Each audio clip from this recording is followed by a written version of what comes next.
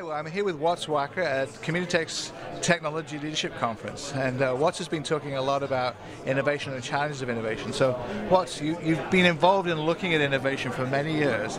So, can you kind of describe how you've seen the challenges for big companies in terms of responding to innovation in the last few years evolve, and what the main challenges are still ahead? I'm sure, Andrew, and you know, the bigger the company, usually the more the challenge, right. Because there's that battleship mentality of having a hard time turning it around. And I'll start with the worst things, and then we'll move to the better. Is too many companies have said, "Oh, we did innovation last year," and innovation is not a flavor du jour. It's a systemic part of the culture that's ingrained as an ongoing philosophy. If a company can't get it into their culture as a philosophy, then it's going to have a hard time. The second dimension of innovation that I encourage companies to look at when they want to create their own innovation initiative, however they want to define it, is that most of what the literature in a business school or from the business media it puts forth for you to learn from is aspirational innovation technique. It's what people who are aspiring to be good at it think and what they do. Whereas if you can ferret out people like Larry Light, who invented Intel Inside, or Joe Plummer, who invented psychographics in the 1960s, the people who really created an innovative, talk to them. Hear the war stories of how they developed their own organizations. That is a criticality to me. Third, as it relates to, again, there's good things, don't worry, I'm going to get to them, Andrew, most companies won't give themselves permission to use scope. That their whole orientation to thinking big is really quite small. And you have to play the game, change the rules, and change the game. And so play the game is, how do I innovate to be best of class at the things I already do? Change the rules, or where are there things that exist that I don't participate in that I could innovate? And then change the game is to come up with something like what John Brown at BP did 20 years ago by creating the first green oil company. Now, history changed when he was no longer there, and it seems kind of passé to say this now, but 20 years ago, to define yourselves as the green oil company completely changed the game as it related to the other oil companies, and as a result kept BP as an independent company as opposed to being swallowed up. So innovation can connect on so many other levels.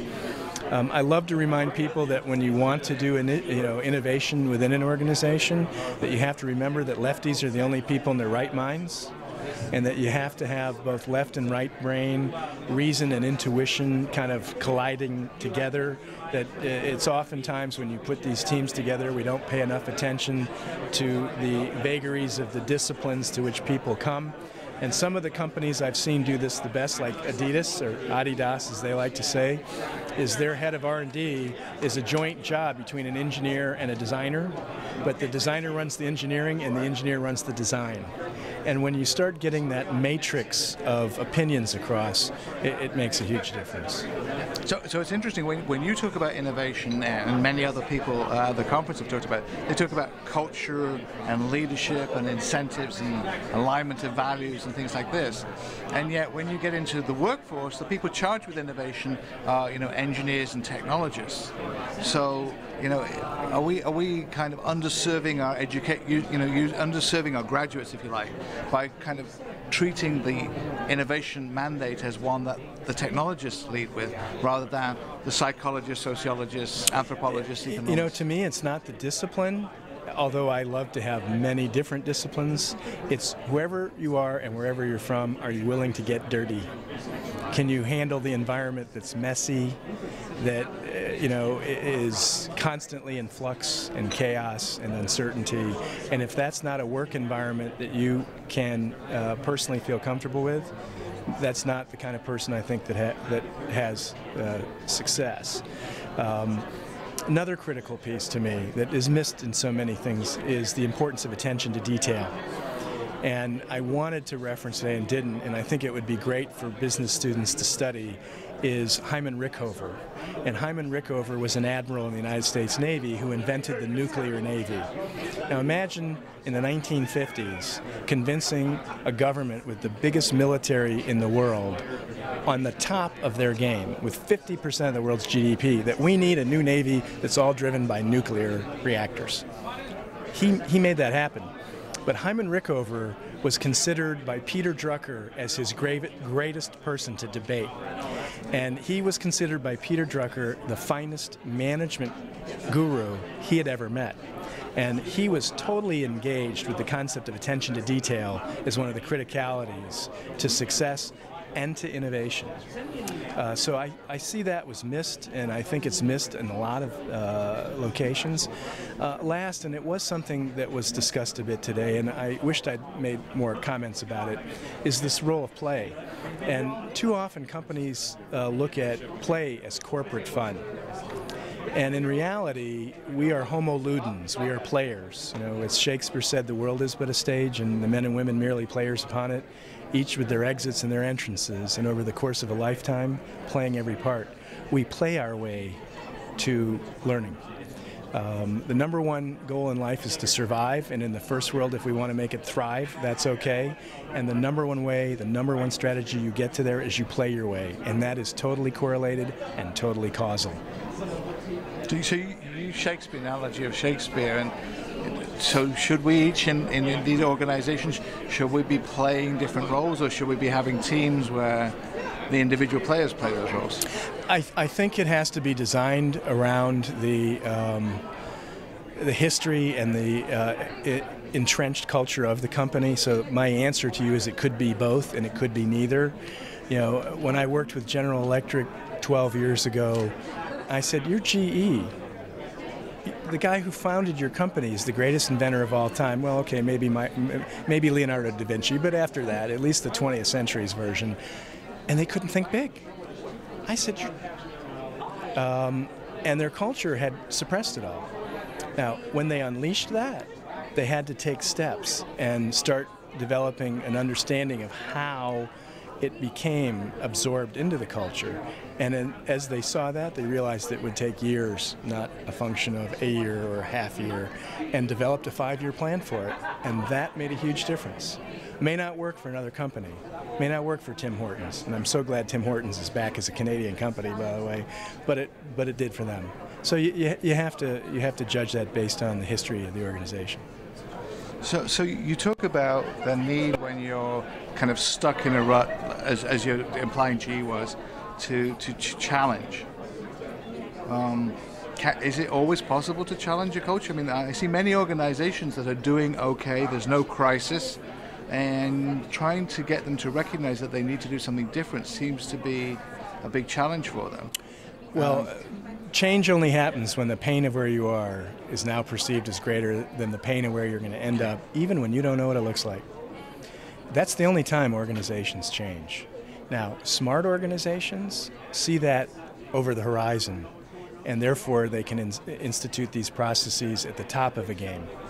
So part of your role, I mean, you mentioned being a wizard, so part of your role is to see something coming down the road that if you build the picture in the minds of those companies, they can actually see pain coming down the road. So they may not be experiencing it today, but you're kind of bringing that pain forward. You know, you're going to have an accident, you don't have a seatbelt on, you're going 100 miles an hour. So here's what we're going to do when you have that, so that you're prepared. So it's I'll give you an example too, and then you've got to put your human factor into this. Ford has made a major commitment lately to the future of the interior of an automobile with the car driving you. As they're moving forwards to that, as they're seeing that vision, and they're seeing where we are today as it relates to the using of our technically wired to the world mobile, all it takes is 1.5 seconds for your eyes to be off the road. That's it. And you'll have a catastrophe. And I just waited 1.5 seconds. It's not very long. And so they have to look at, kind of almost segment, use segmentation along their way of how far you go, how fast. So they look at it in a relatively juvenile way, in my opinion, and there's a lot more philosophical understanding that I think is necessary in corporations that they're not sophisticated enough to have yet. Innovation has been cliched, is the real problem. Whereas, and it's never been a better time. There's never been more opportunity for the application of a well thought through, well constructed, and well managed approach to innovation in any company, in any sector. So you talk about kind of bringing innovation in as a kind of formal process to look at how you can deal with different situations in the future, but isn't there somewhat of an anathema of having formal processes to manage innovation, isn't that? Well, you just have to blow them up every once in a while, or you have a toolkit of 20 or 30 of them. I'm still totally amazed at how few corporations in North America understand what trees is, or even knows what it is or has ever used it. I'm totally surprised at tools of development of what I'll call indirect inspiration. If you want to study what I called allegorical marketing, you know, in allegory from art history, you see a rainbow in the painting, but there ain't no rainbow in the painting. That's allegory. Well, how do you communicate allegorically with people? Well, you take them on an expedition to understand the history of allegory in other industries. I haven't seen enough of that. You constantly bring new and fresh people in. They don't have to be anything but a one-off. But you know, the delicious paradox of which you speak is correct, but paradox is, you know, the two biggest categories of book sales in North America are diet books and cookbooks to the same people.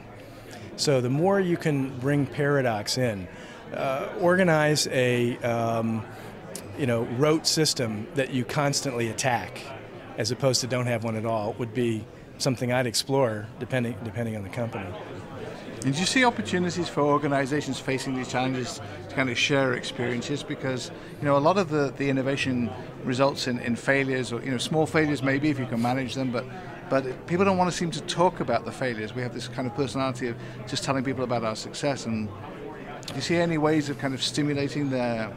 Well, you know, it's funny, Andrew, you bring up failure, because one of the greatest strengths of the military as it relates to their innovation is that how well they do study failure.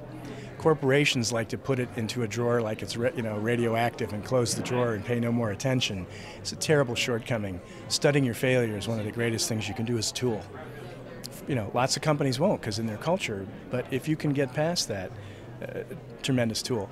Another thing is, you know, people have forgotten, and it was, I believe, George Bernard Shaw that said, you see things that are and say why. I see things that never were and say why not. And so they become so focused on looking at something, they're not looking at the white space on the other side of it. You know, a lot of what some people would call the blue ocean strategy. There is no silver bullet. There is no right or wrong way. I don't believe that you go to one location and say, there's my approach. You pick and choose from the various things that you expose yourself to, and you build your own. And good innovation catalysts bring to you that outpouring of inspiration, and then you see what sticks or what drives or what causes the spark. And then the last thing I would tell you, and the worst as it relates to companies' acceptance of what is necessary, is no companies will incubate because they just don't give their people the opportunity to massage, to think, to go back, to ponder, and then it's the number one thing I've seen in innovation efforts that is a failure, is the ability to give people the time to incubate on what stimuli and inspiration they have been using.